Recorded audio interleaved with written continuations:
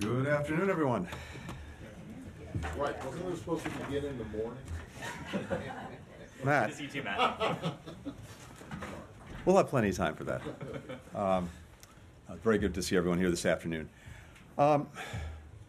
In the first year of our administration, we focused on rebuilding and revitalizing America's alliances and partnerships, weaving them together as well in new coalitions of common purpose.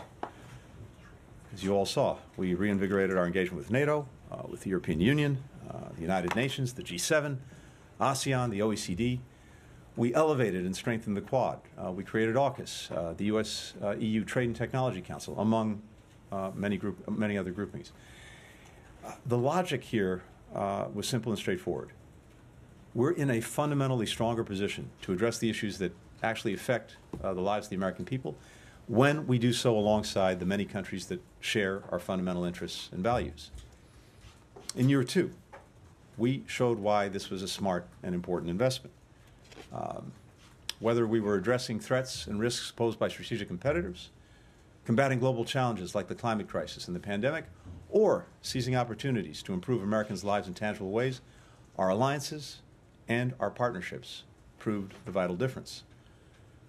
We kept up a pretty relentless pace of broadening and deepening our engagement across the world, hosting the Summit of the Americas, the U.S.-Africa Leaders Summit, the first ever U.S.-Pacific Island Country Summit, the U.S.-ASEAN Special Summit. We drew enormous power, as well as credibility, from unprecedented investments in our economic strength and technological edge here at home, the Bipartisan Infrastructure Law, the CHIPS Act, the Inflation Reduction Act. So, today, what I wanted to spend a few minutes doing, with your tolerance, is to highlight four of the most consequential areas where diplomacy delivered in 2022. First, we rallied the world to ensure that Russia's war on Ukraine is a strategic failure. Since February 24th, we brought together dozens of allies and partners to promote security, economic and humanitarian support to the Ukrainian people as they stand up for their country's democracy, its sovereignty, and its independence. Our collective support, including now an additional $1.85 billion in U.S. military assistance the President announced yesterday, has enabled Ukraine's fighters to go on the counteroffensive, liberating their people, retaking more of their territory. NATO has never been stronger or more united. The alliance adopted a new strategic concept and added more forces and resources to our collective defense. We doubled the number of battle groups alongside NATO's eastern flank. We've increased deployments in the Baltics. We're on the cusp of adding Finland and Sweden as new members of the alliance. We worked with allies and partners to impose the strongest ever sanctions and export controls on President Putin and those enabling his war of aggression, significantly diminishing the Russian military's access to funds, to goods, to technologies that are critical to the war effort. By any measure, the Russian war machine is in dire straits. U.S. diplomatic leadership has been indispensable in building and maintaining this unity of purpose, also this unity of action. Meanwhile, we brought our diplomatic muscle to bear on isolating Russia at the United Nations and other international organizations, and to reaffirming global support for the core principles of the UN Charter that President Putin is trying to shed.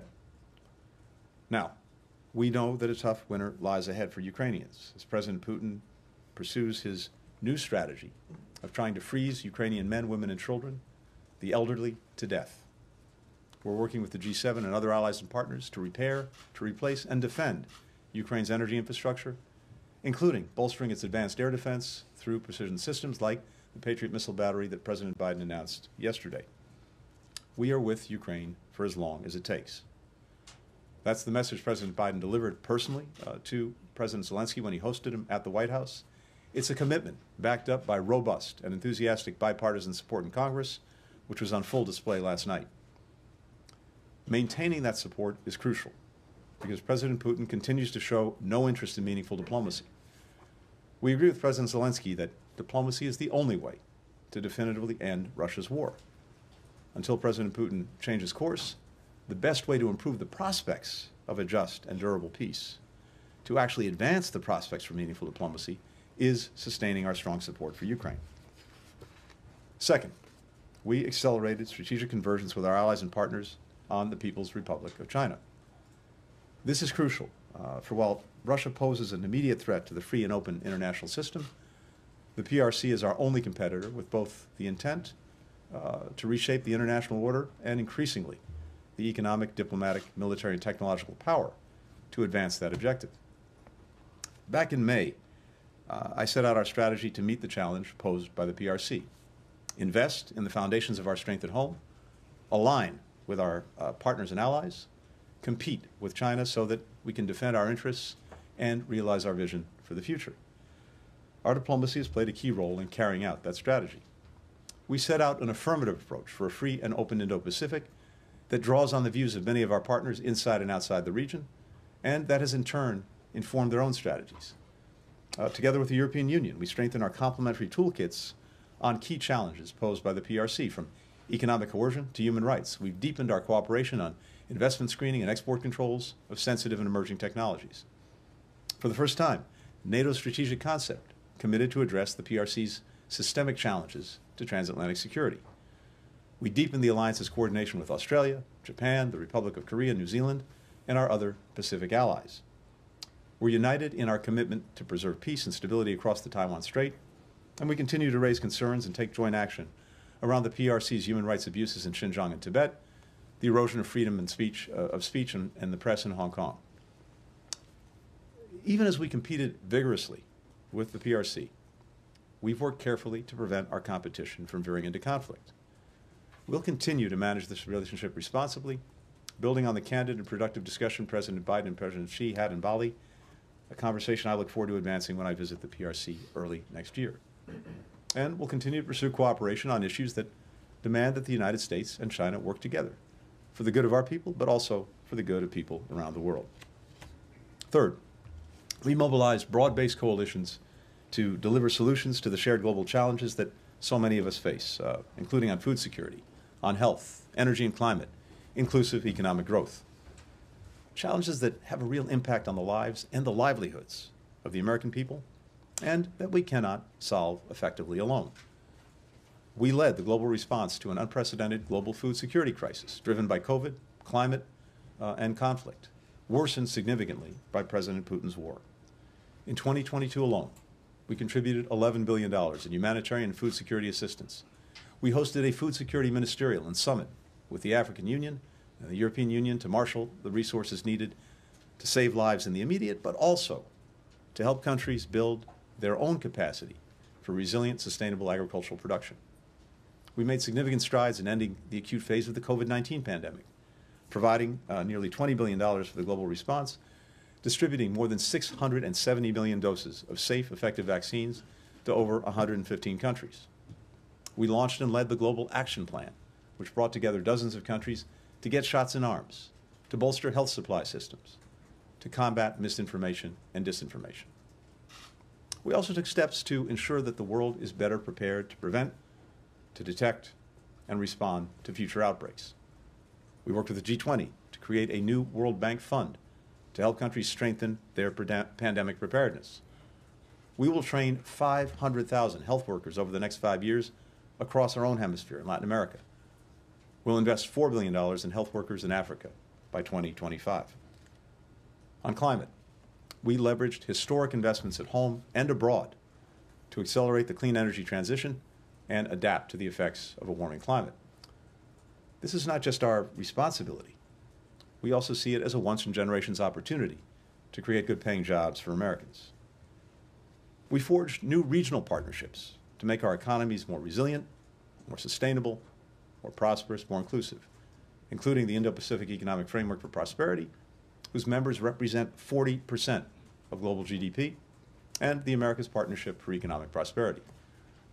Together with the G7, we launched the $600 billion Partnership for Global Infrastructure and Investment, or PGII, to develop a high-standard, transparent alternative for infrastructure investment in low- and middle-income countries.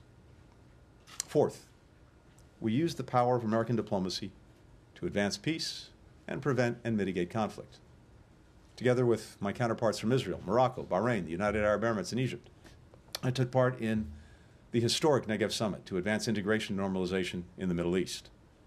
We brokered a historic agreement between Israel and Lebanon to resolve their long-standing maritime boundary dispute. We supported African-led talks that led to the cessation of hostilities between Ethiopia and Tigrayan forces. We helped bring about a framework agreement to put Sudan back on the path towards civilian-led democracy. We helped secure and later extend a truce in the Yemen conflict. And we brought home unjustly detained Americans from Russia, Iran, Venezuela, Burma, Afghanistan, Haiti, and other countries. We will keep working every single day to bring home Americans who are wrongfully detained around the world while taking steps to deter and prevent this abhorrent practice going forward. As we look ahead to 2023, we will continue to use all of our diplomatic tools to drive these priorities and many others, including maintaining our commitment to the people of Afghanistan, particularly those who supported the U.S. mission there over 20 years, as well as to stand up for the rights of women and girls. We will also be intensely focused on coordinating international efforts to combat the scourge of fentanyl and other synthetic drugs. Now, I focused a lot on how we've worked with allies and partners in 2022 to confront today's biggest challenges. But even as we did that, we also took major steps here in this building to ensure that the State Department is positioned and empowered to meet today's challenges and tomorrow's. We launched a new Bureau for Cyberspace and Digital Policy. We notified Congress of our intent to create a new Bureau on Global Health Security and Diplomacy. We stood up a China House to lead the development and coordination of our policy toward the PRC. We expanded our diplomatic presence in the Indo-Pacific and brought on the biggest cohort of foreign and civil service officers in over a decade. And we made significant strides toward attracting and retaining a workforce that reflects one of our nation's greatest strengths, our diversity. Before I conclude, I want to acknowledge the we behind all of the hard-earned progress that we've made. That starts with the individuals who make up the Department of State, particularly our foreign and civil service officers, our locally employed staff. They're the ones who executed on this vision, day in, day out.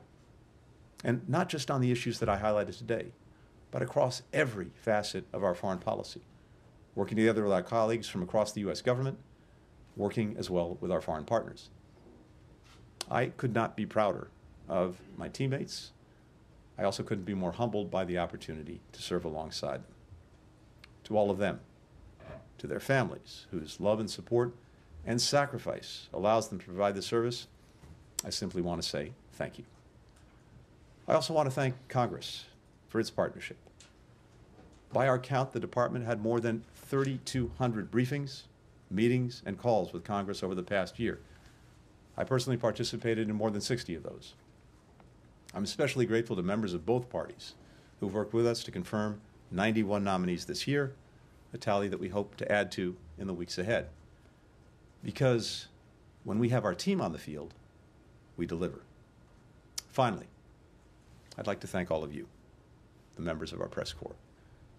The work that you do is indispensable to our democracy. And while it's not always easy answering your questions, the accurate information that you provide is a public good. It's as basic and as simple as that. It helps our citizens understand the forces that are shaping their lives. It empowers them to engage meaningfully in their communities, their country, the world. It's one of the reasons that we fight so hard for a free and independent media around the globe. And it's why I'm deeply grateful to you for the work that you do. When I first started in this job, many people were asking if America would, or even could, lead again around the world. Or, for that matter, whether the world wanted us to. In 2022, I think we answered those questions. We showed that the United States is ready and able to lead on the fundamental challenges of our time. And countries around the world demonstrated why they want to be our partners in building a world that's more free, more open, more secure, and more prosperous. With that, I thank you. I'm happy to take some questions. Thank you, Ned. Thanks, Mr. Secretary. Merry Christmas and happy holidays. And I hope the lovely weather doesn't interfere with any travel plans that you might have. In honor of the new year, I have 23 questions. But in deference to everyone, I'll condense it to one. So One question with 23 parts, is that right? No, not even 23 parts, but you'll see. So in your year in review of 2022, you mentioned a number of issues: Russia, China, Afghanistan. You didn't mention Iran and North Korea, which were big issues this year and will continue to be, along with those other three. So when you talk about these challenges, which we're facing, which you're going to face in the upcoming year, you often say that the ball is in their court, that you've made a proposal, they need to respond. I'm wondering if there are any, Russia, China, Iran, North Korea, Afghanistan, in which you could see the ball being in your court. In other words, are there any of them in which you can see the administration making fresh, new initiatives or proposing new ideas to resolve some of these problems, which are, dramatic to say the least? Thanks, Matt, very much. First, I think it's fair to say, to atrociously mix a metaphor, that the ball's been in our court and we've been running with it. By which I mean this: take Russia, Ukraine. From the outset of this aggression, from even before the conflict, we were very clear, including with the Russians, that if they proceeded with the aggression, we would do three things. We would work day in, day out to support Ukraine and rally the world to do the same. We would impose severe costs on Russia for its actions. We would strengthen the alliance that we have to defend us and defend our partners in Europe, NATO. We have done, and we continue to do, day in, day out, exactly what we said. And that's not sitting back and waiting for someone to hit the ball at us. It is us every single day with our diplomacy, because this stuff doesn't just happen, making good on those commitments. When it comes to China, one of the things that we set out to do, and it's laid out in our strategy, as I said, was both to invest in ourselves, to align with our allies and partners, and then to compete vigorously where we disagree. And that's exactly what we've done and what we continue to do every single day. The convergence that we built, the convergence that is stronger and greater than any time that I've seen it between the United States and Europe, the United States and Asia, and increasingly countries around the world on how to approach the challenges that China poses, that's what we're working on every single day. And as I mentioned a few minutes ago, in area after area, we are more aligned than we've been. We're approaching this in similar ways, often the same ways. And again, that is the product of active, proactive, engaged American diplomacy. I could go down the board. The common denominator here is that in all of these areas, we have been running with the ball. But it started with something that remains to me foundational, and that was the decision that we made at the President's instruction on day one to reinvigorate, to re-energize, to rejuvenate, to re-engage, and in some cases to reinvent these alliances and partnerships. The fundamental premise that we have is one, and you've heard me say this a bunch of times, but it bears repeating. One, the world doesn't organize itself. And if we are not out there, if the United States is not out there leading, engaging, helping to do the organizing, then either someone else is going to do it or no one does it. Either way, probably not good for us. But second, and the flip side of the same coin, is that virtually all of these problems, to be effectively resolved, require other countries in on the deal, require us to coordinate, to cooperate. That's where American diplomacy has been playing a leading role. Every single one of these issues. And again, when it comes to other issues that you've mentioned, Iran, North Korea, et cetera, we've not been sitting back. We've been leaning in. But ultimately, other countries have to make decisions about what they're going to do or not do. We continue to believe, for example, on Iran's nuclear program, that the best way to deal with this challenge, to deal with this threat, is through diplomacy. We've been engaged in intense diplomacy. But if Iran is not willing or able to do what's necessary to get back into compliance, well, that's part of the equation too. Michelle. Yeah, I want to pick up on this issue of alliances because the Biden administration came under a lot of criticism, including from allies, for its handling of the withdrawal from Afghanistan. I wonder if there were lessons learned that have been useful to you in managing these alliances now and dealing with Russia and China. And then also, just briefly, what, if anything, can the U.S. do now to support the women of Afghanistan? So second part first. the decision that we just heard come from the Taliban on denying opportunities for women to go to universities, girls to go to school, I think what you've already heard is a chorus of condemnation from around the world. And not only from us, but from countries, virtually every continent, including Muslim countries, which I think is in and of itself important and powerful. What they've done is to try to sentence Afghan women and girls to a dark future without opportunity. And the bottom line is that no country is going to be able to succeed, much less thrive, if it denies half its population the opportunity to contribute. And to be clear, and we're engaged with other countries on this right now, there are going to be costs if this is not reversed, if this is not changed. I'm not going to detail them today, but we will pursue them in coordination with allies and partners. And I can tell you as well that any prospect that the Taliban seeks for improved relations with the world, with the international community, which is something that they want and we know that they need, that is not going to happen if they continue on this course.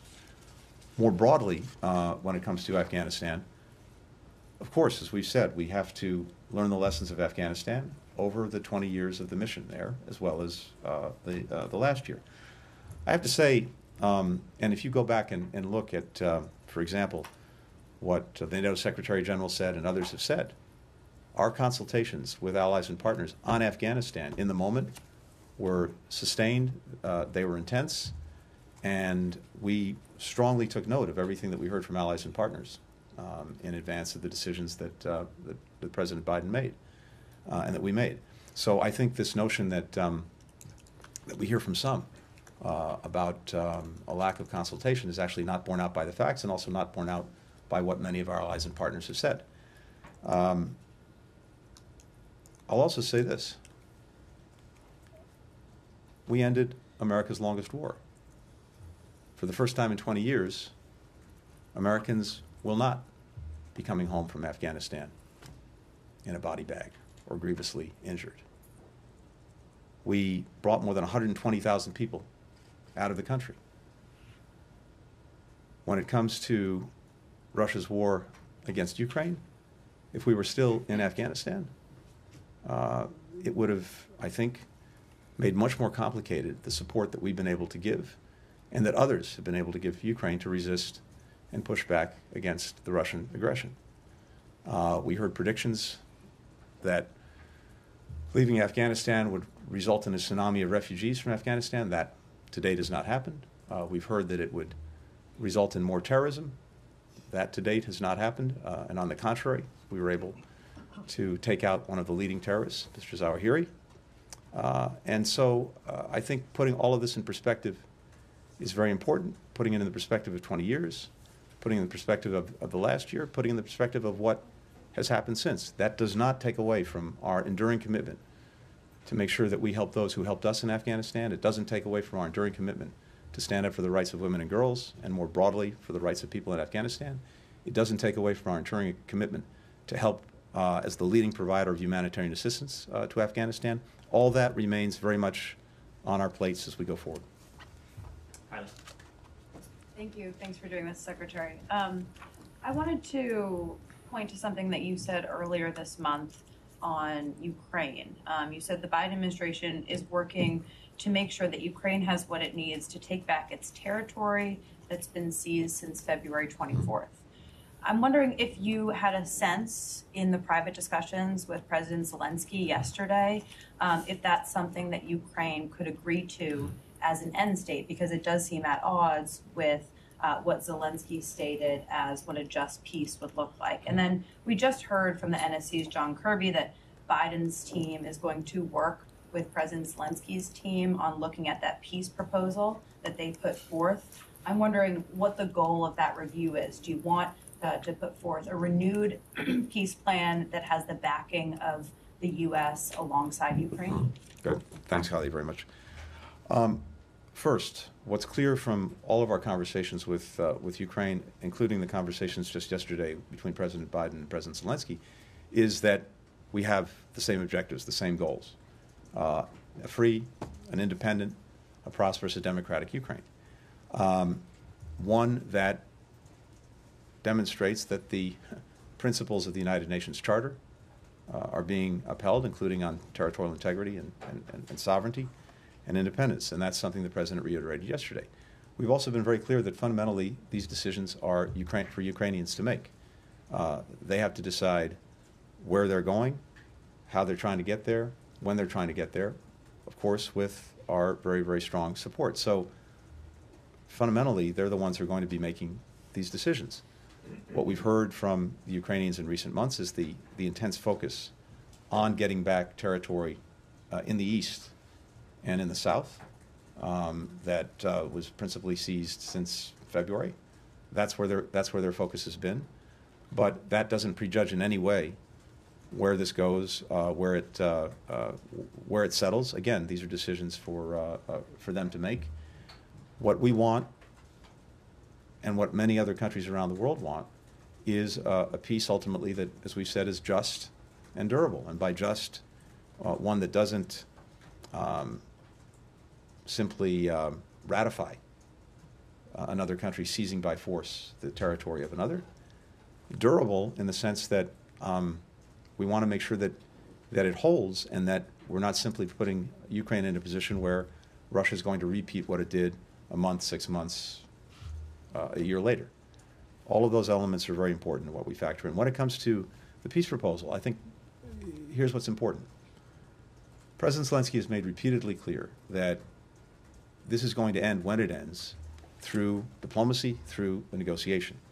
And he's put forward some ideas, some principles, some particular issues around which hopefully countries can come together to try to advance that proposition.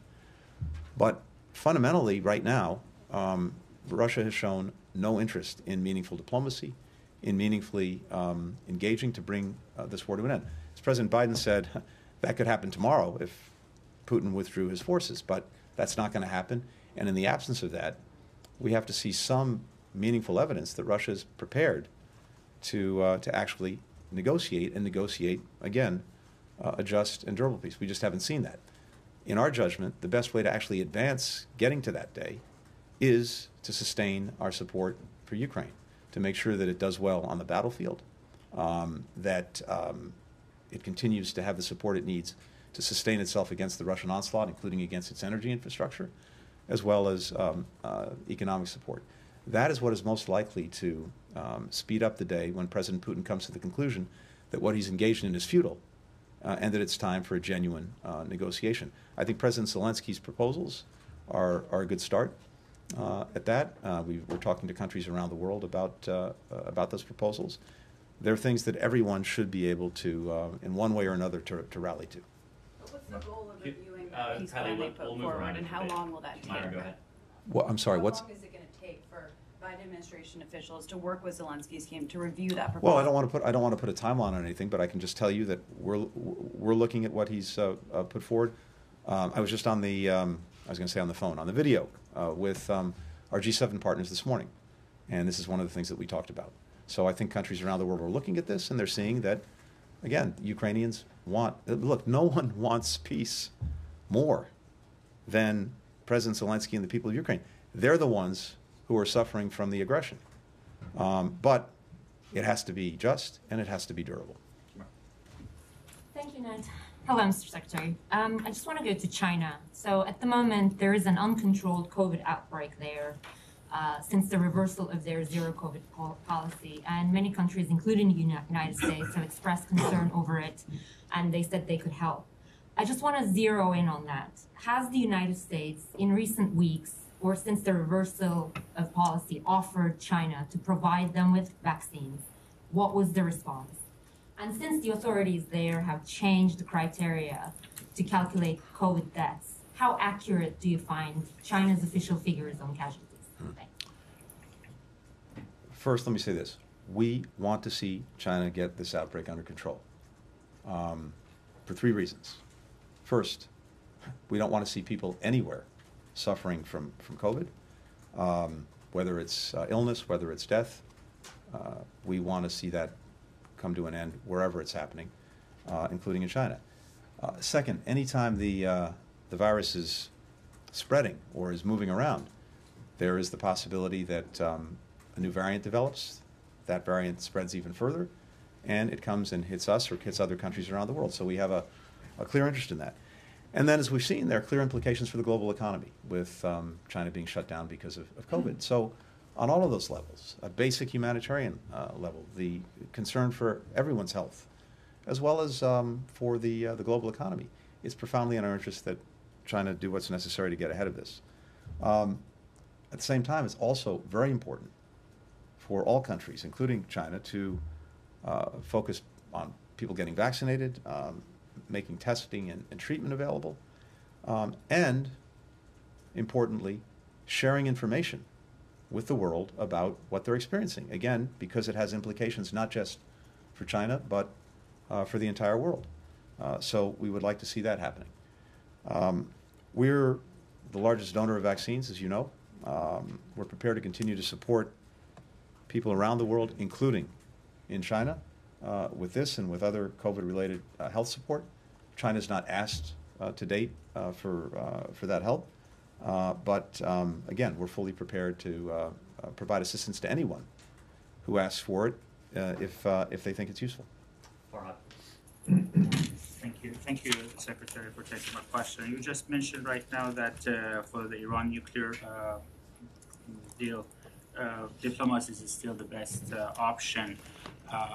While at the same time, you are saying that the focus is the Iranian people asking or seeking their right. How can you, what sort of message are you sending to the Iranian people who are being repressed right now, and then the U.S. is going for a deal with a government that was the only government outside Russia that was yesterday mentioned by President Zelensky, a few meters away from here, saying that they are doing a terrorist action by providing drones. How can you add this up for the people of Iran? And also, what message do you have for the families of the Bacharghi Muratov, Wasia Maknamazi, and the green card holder Shahab Dalili? So, a couple of things on this. First, I think the world has been intensely focused on what's happening throughout Iran. We remain gravely concerned about Iranian authorities firing on peaceful protesters, notably on women, on children. We've seen mass arrests, we've seen sham trials, we've seen executions, we've seen use of sexual violence as a tool for protest suppression. Not only us, the eyes of the world have seen this. And these human rights abuses are not going and will not go without consequence. We've been working from even before this repression to sanction those who are engaged in trying to repress the Iranian people. And just yesterday, I believe, we issued new sanctions, including on the Prosecutor General of Iran. At the same time, as you've heard me discuss, we've been working to try to make sure that Iranians have in their hands the ability to communicate with each other, to remain connected with the outside world. We've been working on that, and with partners, with allies, with countries around the world, including at the United Nations. We have worked to continue to hold Iran accountable and to condemn it for its actions. So that is happening, that is ongoing, and that is the focus of so many countries around the world. At the same time, we're intensely focused on the fact that Iran has provided UAVs to Russia to prosecute its aggression against Ukraine, and in particular to attack civilian infrastructure. These Iranian drones are what is being used, among other things, to try to turn off the lights, turn off the heat, turn off the water for Ukrainians as they head into winter. And we're putting a spotlight on that, and again, trying to take actions wherever we can to disrupt that, including sanctioning the various UAV networks that Iran is engaged in. Other countries also are focused on this. We shared information at the United Nations on Iran's actions, which we see as a violation of UN Security Council Resolution 2231. We think it's a clear violation. We're urging an investigation of that. So on all of these fronts, as well as the many other areas where Iran was engaging in destabilizing activities, dangerous activities, support for terrorist groups, destabilizing actions throughout the region. We've been focused and engaged. That also does not take away from the proposition that it is profoundly in our interest that Iran not acquire a nuclear weapon. And President Biden is committed to ensuring that Iran not acquire a nuclear weapon. We've continued to believe that the most effective way, the most durable way to do that was through diplomacy. And when the JCPOA, the Iran nuclear deal, was actually in force, it did exactly what it was designed to do. It put Iran's nuclear program in a box. It was verified not only by international inspectors, it was verified by our own people, Iran's compliance with that, including by the previous administration. And in our judgment, it was a grievous mistake to pull out of that agreement and to let Iran's nuclear program out of the box. But that's the reality that we inherited and that we've had to deal with. So, on the diplomacy, again, as I said, we think that's the best solution.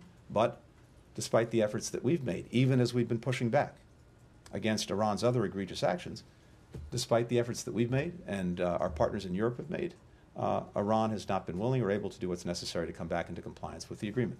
So we will continue to look and act on ways to make sure that one way or another, Iran does not acquire a nuclear weapon. And the families? Sure. Could I ask you about the Middle East, or elsewhere in the Middle East? There's a formation of the government in Israel, so that Benjamin Netanyahu is going to be the prime minister again. You yourself gave a speech to J Street where you mentioned concerns about some potential actions, such as annexations, such as settlements. You mentioned that you're going to deal with policies, not with personalities. Nonetheless, some of the personalities in the government have called for measures like this. How is the United States going to deal with that? Is there going to be, are you going to deal with these specific players in the government who may have backgrounds that are problematic? And in terms of the Arab world, the Abraham Accords, you mentioned the Negev Summit. To what extent can you leverage that to perhaps to send a message to the Israeli government? Okay. So first, I want to extend congratulations to Prime Minister Netanyahu on announcing the formation of a new government. The Knesset still has to approve it, as you know, before it can be formally sworn in.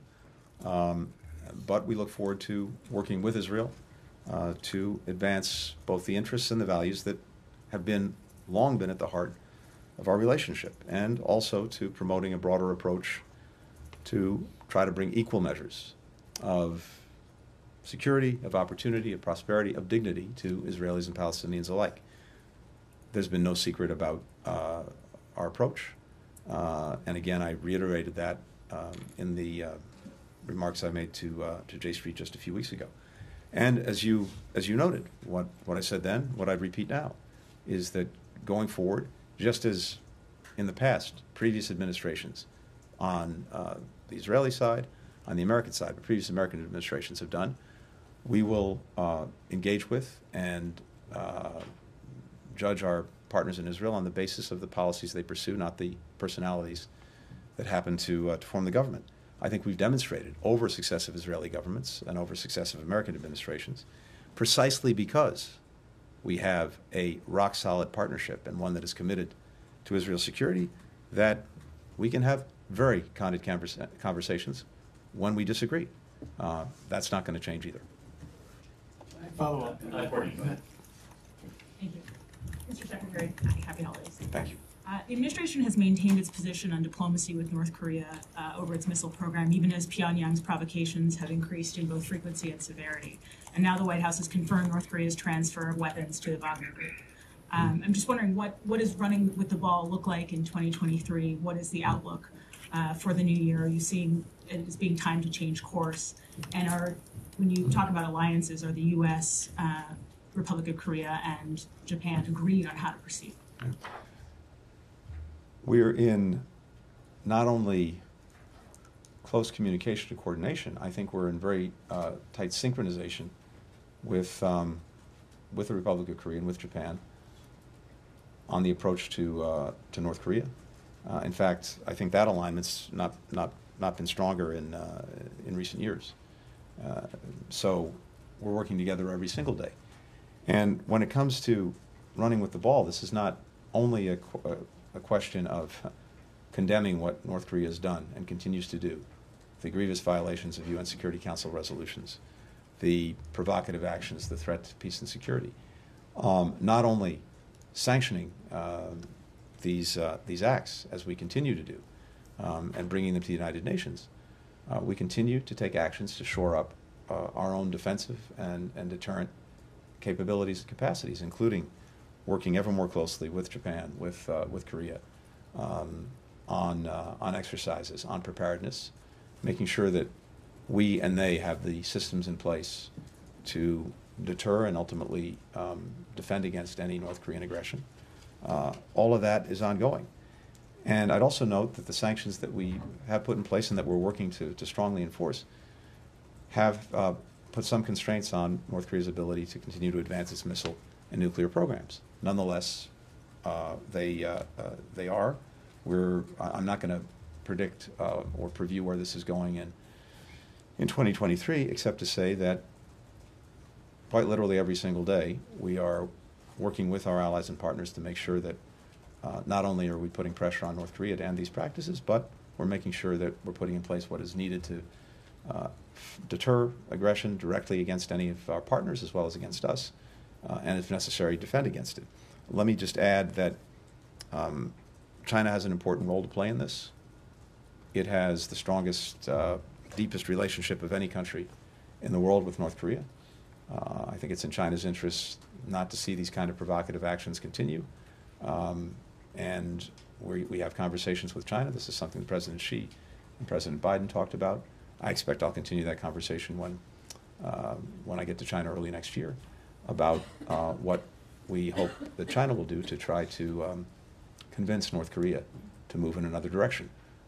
We've said very clearly, and it remains the case, that we're open to diplomacy without any preconditions. We remain committed to seeing the denuclearization of the Korean Peninsula. To date, North Korea is not engaged on that basis, but that remains a possibility, and I think China can play a role in helping to move things in that direction. Take one final question, Missy.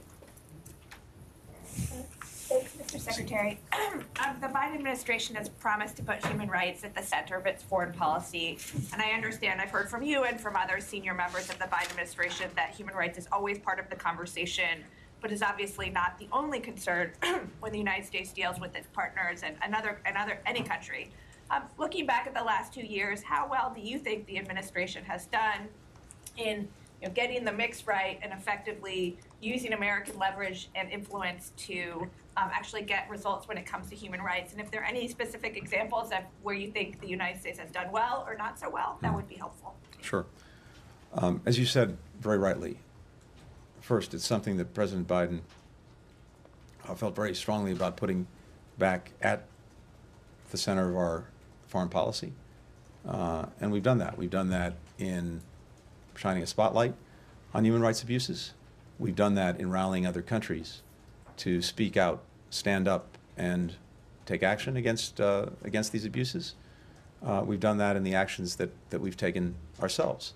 At the same time, again, as you rightly said, it's at the heart of our foreign policy. It's not the totality of our foreign policy. It's one of the critical elements that we look at and try to advance. But in every instance, we have to balance a multiplicity of interests. And at the same time, we have to make judgments about what is ultimately the most effective way to try and advance our commitment to human rights. And most of this, as with a lot of the things we do, are not like flipping a light switch. A lot of this is turning an aircraft carrier. And it takes time and it takes relentless effort. I mentioned earlier that we have greater convergence than I've seen in my experience with our closest allies and partners in Europe as well as in Asia on China. I think you see that playing out, for example, when it comes to human rights abuses that are being committed by China, whether it's in Xinjiang, Tibet, other places, including, for example, in growing convergence on export controls, not only going to the most sensitive technologies that might help China advance its military capacity, but also technology that could be used for the surveillance of people and other tools of repression against the rights of minorities and others in China. Same thing in a number of other countries. Similarly, we've taken steps, and others have taken steps with us to try to help ensure that products that are made with forced labor in countries don't come into to our own country or to other countries. There are lots of places where we've seen human rights abuses committed in the context of larger conflicts. One way to make sure that we're actually getting at the upholding of human rights and the end of abuse is to try to resolve those conflicts. Yemen is an example of a place where we've invested tremendously in support of diplomacy to try to end the conflict. And for all of the fragility, we had a ceasefire that was extended. And even though it's now not been formally extended another time, in practice it's holding. That's allowed humanitarian assistance to get to people. It's also seen, I think, a reduction in abuses committed against civilians. Similarly, in Ethiopia, where we've labored in close partnership with African countries, including the African Union, but also including countries like Kenya, the practical effect of getting a cessation of hostilities, of getting the guns quiet, of getting humanitarian assistance into Tigray has also been to reduce, if not eliminate, the human rights abuses that were being committed as the conflict was raging. And we're focused now on making sure that we can get independent human rights monitors into Tigray to verify that there are no ongoing atrocities, even as we're looking for accountability for what's already taken place. In Ukraine, where we see human rights abuses being committed on an almost daily basis by Russian forces, we've put a bright spotlight on that. Not only have we put a spotlight on it, we've been working overtime to help collect the evidence and gather the information of these abuses. We're engaged across the international community, whether it's with the UN, whether it's with the International Criminal Court, whether it's looking at other mechanisms to make sure that not only is that information and evidence gathered, but that at the end of the day there will be accountability for these human rights abuses. And that's one way, as we put a spotlight on it, to deter it. So I think there are many other places where, in one way or another, the combination of putting a spotlight on something, taking concrete action, getting others to do the same, is making a difference. But the reality, of course, is that we continue to see abusive practices in many places. We will remain relentless in trying to stop it, to put a spotlight on it. And there's no one-size-fits-all approach. We're looking at each case, each instance, each place on its own terms, trying to make judgments each time about how we can actually be most effective in bringing these abuses to an end. Thank you. Thank you, everyone. Thank you. I really hope everyone gets a break, has time with family, with friends, and that we see you fully energized in 2023. Look forward to seeing you then. Thanks.